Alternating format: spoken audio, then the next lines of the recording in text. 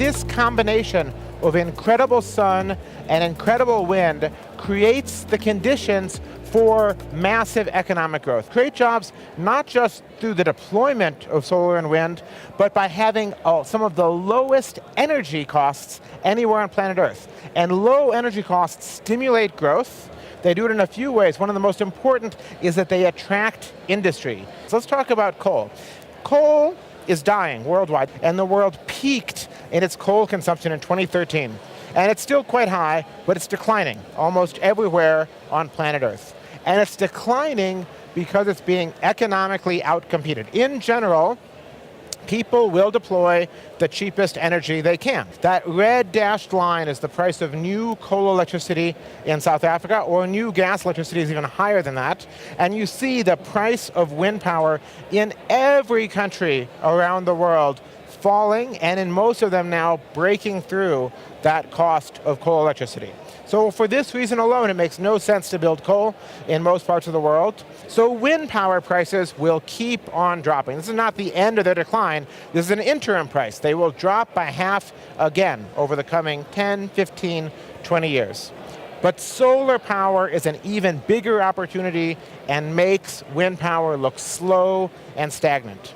And so now we're experiencing crossover, where in sunny parts of the world, solar is simply the cheapest energy you can buy without subsidies, period. China, last year, canceled by the end of the year more than 150 planned coal power plants. 40 of those plants had already started construction.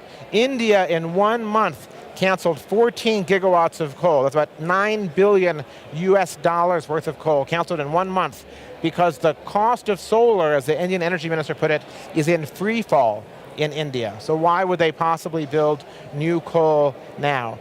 A scenario, a plan where solar and wind are not limited, but are allowed to grow with the market, provides the cheapest electricity for South Africa from now to 2050 and forever. Without policy intervention, without government intervention, coal and gas can't keep up with the pace at which solar and wind are getting cheaper. They will cease to be deployed as of right now, and the current power plants will go out of business. And South Africa imports 140 billion rand of oil a year. But the way that we move around, transportation is also being disrupted by the triple threat of moving to rides and paying for rides, paying for access rather than buying cars, of autonomy and electrification. These three things together are bigger in sum than they are in their parts. But what is growing in South Africa is oil consumption, which again, you're sending money out of the country to get that oil. And what would happen if all that oil use, for transport anyway, was replaced by electricity? Here's what would happen to electricity consumption in South Africa. Electricity sales would more than double, perhaps triple. At the same time, South Africa would save more than 100 billion, 120 billion rand per year.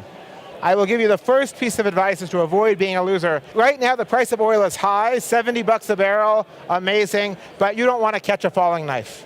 Just like the peak of coal has already happened, the peak of oil is on the horizon. Whether it's 5 years, 10 years, we don't know, but it's coming. Number two, energize your economy. Embrace the fact that solar and wind are now the cheapest way to provide energy. Use that to bring your cost of energy down and to attract industry to South Africa, and thus to create jobs and solve one of the most pressing problems this nation and this continent have.